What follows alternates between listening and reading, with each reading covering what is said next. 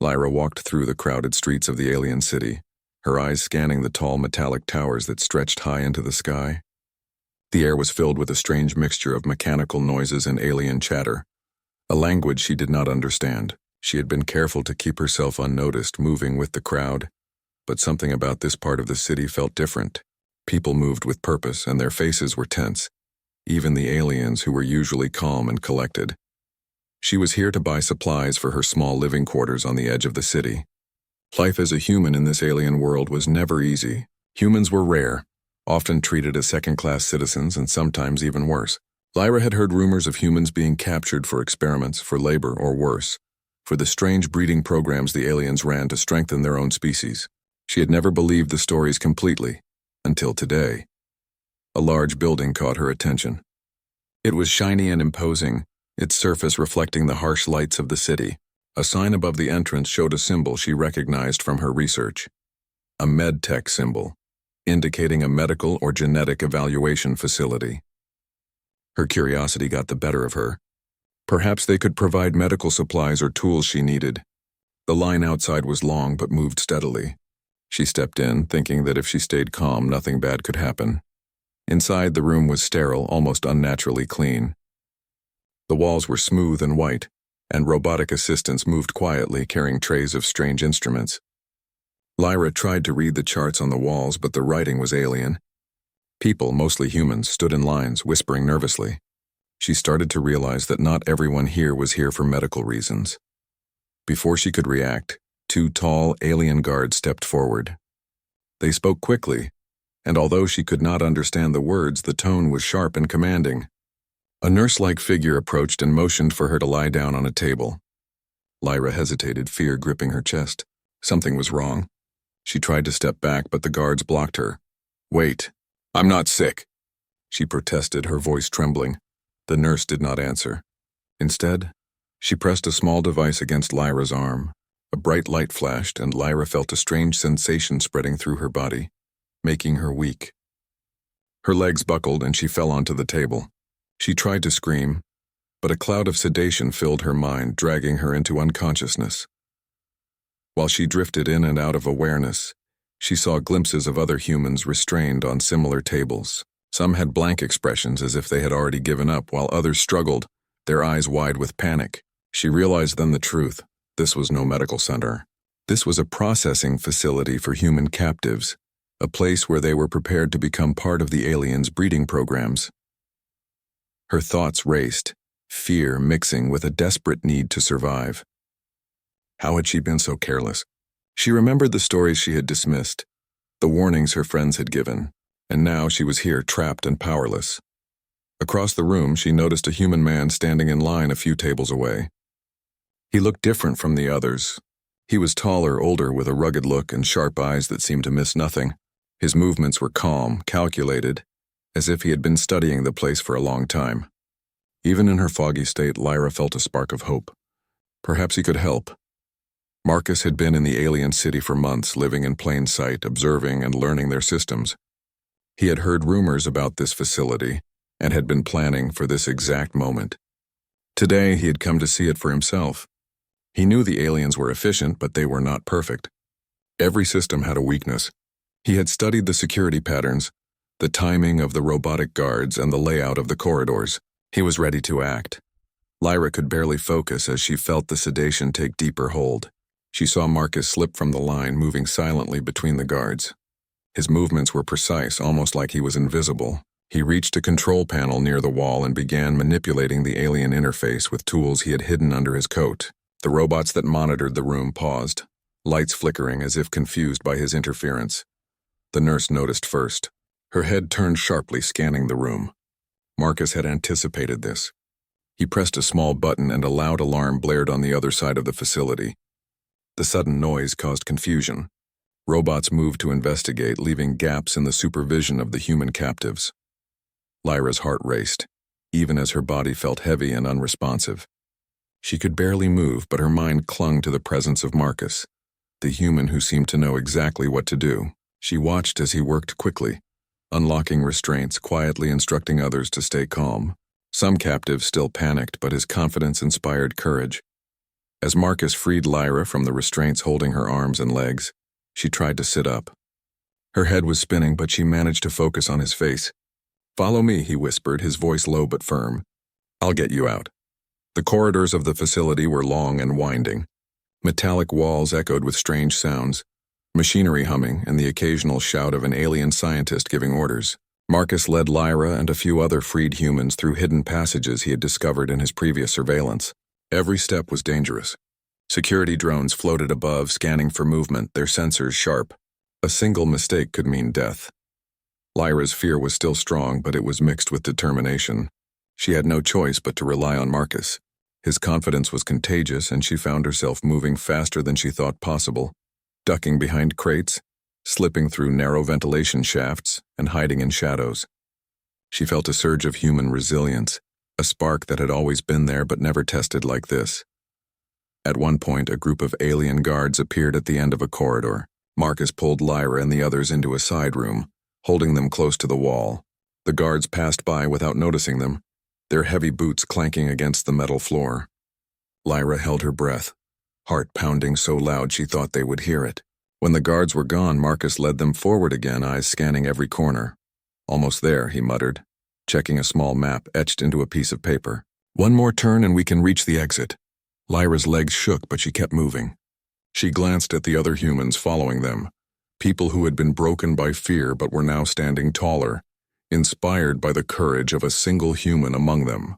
It was a small but powerful reminder. Humans, even in a world that seemed determined to crush them, could find strength in each other. Finally, they reached a heavy door at the end of a long hallway. Marcus worked quickly to override the lock, and with a hiss the door opened to reveal a narrow tunnel leading outside. The smell of fresh air hit Lyra first, making her gasp. The city beyond was chaotic, but freedom awaited. As they stepped out, Lyra looked back at the facility. It was a place of fear, control, and cruelty, but it had also revealed the human spirit. Marcus, with his quiet courage and careful planning, had turned what seemed impossible into a chance to survive. Lyra realized, even as she stumbled forward, that this was just the beginning. The aliens had built their world on the assumption that humans were weak, that they could be controlled and used. But Marcus had shown her that they were wrong. Humans were clever, resourceful, and unyielding, and she, now freed, was determined to prove it. The city was vast and the night stretched endlessly, but Lyra's heart held hope for the first time in a long while. Somewhere ahead beyond the towers and streets lay safety, and perhaps a chance to fight back. She didn't know what awaited her, but she knew one thing clearly. Humans could survive anything, even the cruelest plans of alien overlords. And as she followed Marcus into the darkness, she felt a spark of courage ignite within her, a spark that could one day grow into a fire that no alien force could extinguish. Lyra's heart pounded as she followed Marcus through the dark alleyways outside the facility. The city lights flickered above them, casting long shadows that seemed to move with a life of their own. Every corner they turned brought a new challenge. Roaming patrols, security drones hovering silently, and the ever-present threat of alien guards searching for escaped humans. Yet despite the danger, Lyra felt a growing sense of determination. She had survived the first test. Now she would see the fight through. Marcus moved with confidence, leading the group of freed humans through narrow passageways he had carefully memorized. "Stay close," he whispered. "Do not make a sound and do exactly what I do." His voice was calm, steady, and it helped ease Lyra's fear, giving her courage she hadn't realized she had. They reached a side street where the patrols were thinner. Marcus crouched behind a low wall and motioned for everyone to do the same. Through the corner of her eye, Lyra saw other humans hiding nearby, some trying to catch their breath, some too frightened to speak. Marcus glanced at them, a silent encouragement passing between him and the captives. They were not alone. Humans could survive. Humans could fight. As they moved forward, a group of guards suddenly appeared at the end of the street. Their weapons emitted a low hum, scanning the area for movement. Marcus froze, assessing the situation. "We need a diversion," he muttered. He reached into his pack and pulled out a small device. With a quick adjustment, it emitted a pulse of light and sound, drawing the guards' attention. The aliens turned toward the source, leaving an opening for the humans to slip through. Lyra followed Marcus, heart racing, adrenaline surging. Every step was critical. One mistake, one sudden noise, and they could be captured or worse. She had never felt more alive, more aware of her own strength and resilience. She realized then that fear could be a tool if you used it wisely. It could sharpen your senses, push you forward, and make you unstoppable. They entered an abandoned warehouse on the edge of the city. The space was dark and empty, with broken machinery scattered across the floor. It smelled of rust and oil, but it was safe, at least for now. Marcus quickly checked the doors and windows, making sure they were secure. He then turned to the group of humans, his expression serious. "We can rest for a few minutes, but stay alert. The facility will realize we are gone soon." Lyra sank to the floor, exhaustion hitting her all at once. Her arms and legs trembled, and her chest felt tight. Marcus handed her a small water container, and she drank deeply, the cool liquid reviving her slightly. Around her, the other humans were doing the same. Some whispered to each other, some stared in disbelief, and a few even smiled. They were alive, and for now that was enough. After a short rest, Marcus laid out a plan. They could not stay hidden forever. The city was dangerous, and the aliens would send search parties. Marcus explained that the only chance for long-term survival was to reach a hidden human enclave he knew of. It was far from the city, across rough terrain and alien checkpoints, but it was safe. He emphasized that everyone needed to be quiet, careful, and ready to move at a moment's notice. The journey was difficult. They moved at night, avoiding patrols and drones, sometimes crawling through narrow tunnels or climbing over walls. Lyra's body ached, but her mind was sharp. She learned quickly, following Marcus's instructions and helping others when they struggled. She felt the strength of humans working together, each person's courage adding to the others.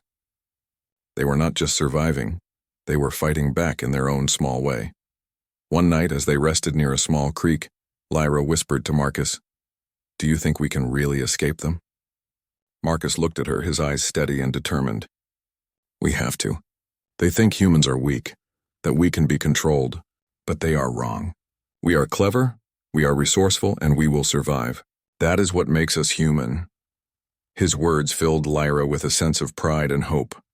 As they approached the outskirts of the city, the group faced their biggest challenge yet, a checkpoint guarded by heavily armed aliens. The facility had likely alerted all nearby patrols, and the aliens were now actively searching for escaped humans. Marcus studied the checkpoint carefully. He noticed a pattern. The guards changed positions every few minutes, leaving small gaps in their surveillance. He whispered the plan to Lyra and the others. They would move in small groups, timing their steps with the guards' shifts. It was risky, but the alternative was capture. Lyra's heart raced as they began the crossing. Each movement felt like it lasted forever, every shadow a potential threat. They held their breath, using the environment to hide themselves, moving like whispers through the night. When they reached the other side, relief washed over them. They had made it past the checkpoint without being detected. Marcus allowed a small smile, but he did not relax completely. There were still dangers ahead, but they had proven that human courage and cleverness could outmatch even the aliens' most secure systems. The terrain beyond the city was rough and unforgiving, filled with jagged rocks, steep hills, and alien predators. Marcus led them carefully, using his knowledge of the land to avoid danger. Lyra felt the weight of responsibility growing within her. She had survived the facility, but she knew this journey was not just about escape. It was about survival, about proving that humans could endure and overcome. One night, as they camped near a dense forest, they were attacked by alien drones. The machines were fast and relentless, their sensors designed to detect even the slightest movement. Marcus quickly organized the humans, using the environment to their advantage. They set traps, created diversions, and used their knowledge of human ingenuity to outsmart the drones. Lyra found herself leading a small group, guiding them through a narrow passage that caused the drones to collide with rocks and disable themselves. After the attack, Lyra felt a surge of pride. Humans were not just survivors, they were fighters, capable of adapting and overcoming impossible odds. She looked at Marcus, who nodded at her, silently acknowledging her courage. Together they continued their journey, more determined than ever to reach the enclave. Finally, after days of travel, they saw it, a hidden settlement nestled in a valley, shielded by natural cliffs and advanced human technology. The enclave was small but secure, filled with humans who had survived similar struggles. They were greeted with cautious relief, and Lyra felt tears of joy. They were safe, for now. In the enclave, Lyra and Marcus shared their story. The humans listened intently, inspired by their bravery and resourcefulness. Plans were quickly made to strengthen defenses and prepare for future encounters with the aliens. Lyra realized that their escape was not just a victory for them, it was a spark of hope for all humans on the planet. As she stood on a cliff overlooking the valley, Lyra felt a sense of pride and determination unlike anything she had ever known.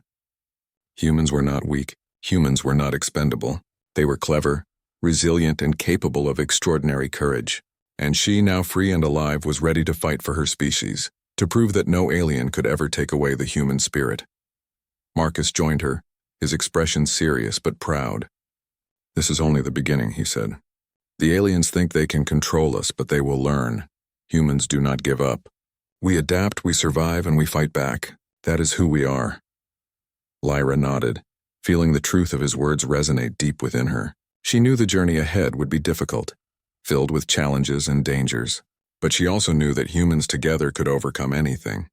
And as the sun rose over the valley, casting light on the hidden enclave, she felt a sense of hope stronger than fear. Humans had survived the worst the aliens could throw at them, and now they would rise stronger than ever.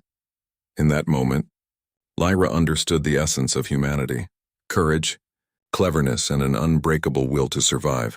The aliens had tried to turn humans into tools, into subjects to be controlled, but they had underestimated the most powerful force in the universe, the human spirit. She took a deep breath, feeling the wind against her face. The future was uncertain. The battles ahead were unknown, but one thing was clear: humanity would endure, and humans would never be defeated. And as she stood there side by side with Marcus and the other freed humans, she knew that together they would shape their destiny, proving that even in a world of advanced aliens, humans were a force to be reckoned with. The night was quiet, the enclave safe, and for the first time in a long while, Lyra felt truly alive. Humans had survived, humans had fought, and humans would continue to thrive. The story of their courage would spread, inspiring others, proving that no matter how strong the enemy, the human spirit could not be broken.